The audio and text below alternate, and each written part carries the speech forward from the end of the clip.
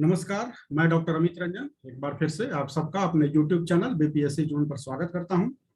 आज मैं जिस कविता की व्याख्या आप लोगों के समक्ष करने वाला हूं वह मलिक मोहम्मद जायसी विरचित कड़बक है और यह बिहार बोर्ड हिंदी क्लास 12 दिगंत भाग 2 के अंतर्गत इसे पढ़ना है।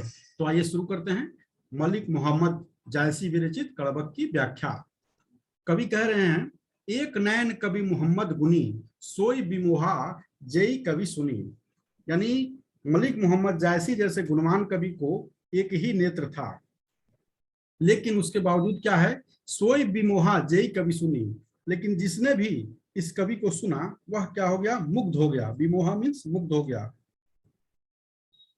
इस कड़बक में मूलतः यह बतलाया गया है कि किसी की कोई जो कमी है उसी की वजह से उसकी दो अच्छाइयां हैं, अथवा किसी की कोई जो कमी होने के कारण जो है उसकी अन्य अच्छाइयों को मतलब नजरअंदाज नहीं किया जा सकता है।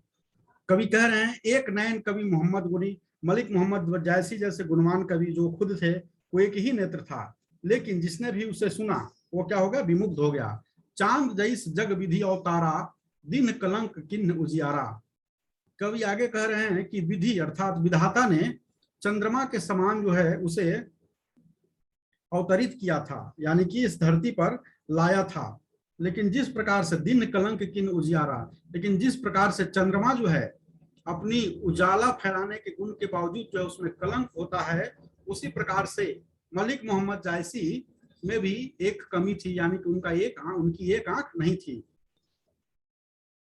आगे है, जग सूझा एकई नैनहा हुआ सूक अस नखथन नखथन महा।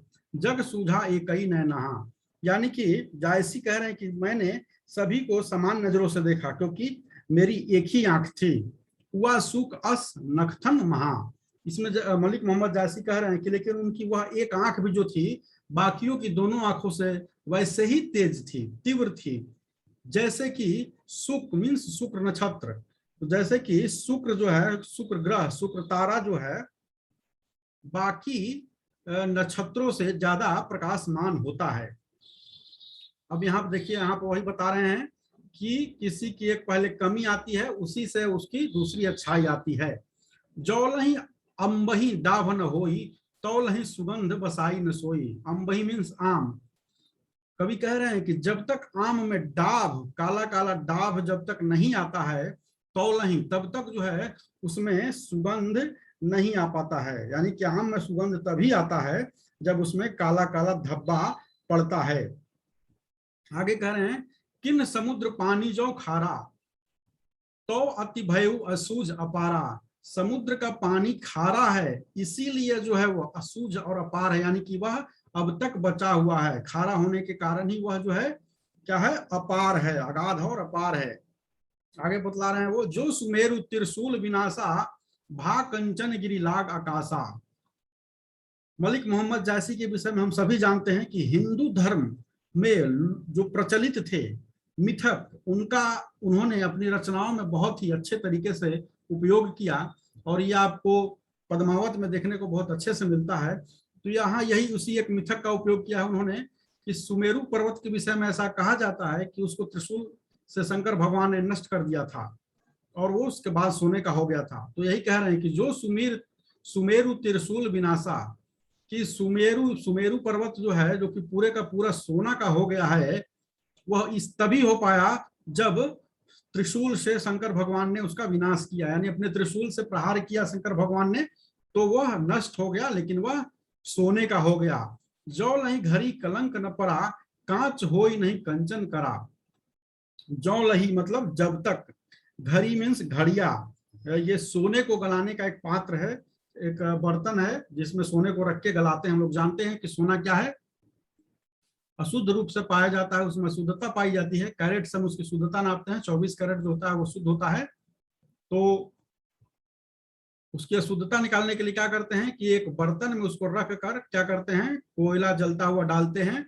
जो लही घड़ी कलंक, कलंक मीन्स कोयला, जब तक कि घड़िया में बर्तन जो है जिसमें सोने को गलाया जाता है, कोयले को दहकते हुए कोयले को नहीं डाला जाता है और उस सोने को पिघलाया नहीं जाता है, तब तक जो है वो क्या रहता है कि वह सोना कांच हो ही नहीं कंचन करा। तब तक वह सोना जो है कि पूर्ण रूप से सोना नहीं हो पाता है, वह कच्चा ही रह जाता है। कांच से यहाँ हम यह भी अर्थ ले सकते हैं कि मतलब कि वो ये कांच जो होता है शीशे के ही जैसा उसका मोल रहता है, वो पूर्ण रूप से कंचन नहीं हो पाता है। अब आगे कवि कह रहे हैं, एक नैन जस दर्पण औ ते ही निर्मल भाऊ, सब रूपवंत गही मुख जो वही कई चाऊ।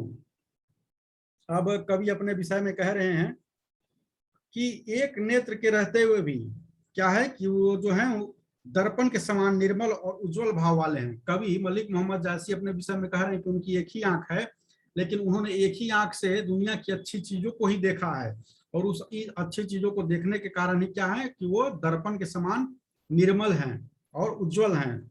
और इसका परिणाम क्या है, सब रूपवंत गही मुख जो वही कई चाऊ, और सभी रूपवान लोग जो हैं क्या है, अत्यंत चाव से उनका मुख जो है देखते हैं।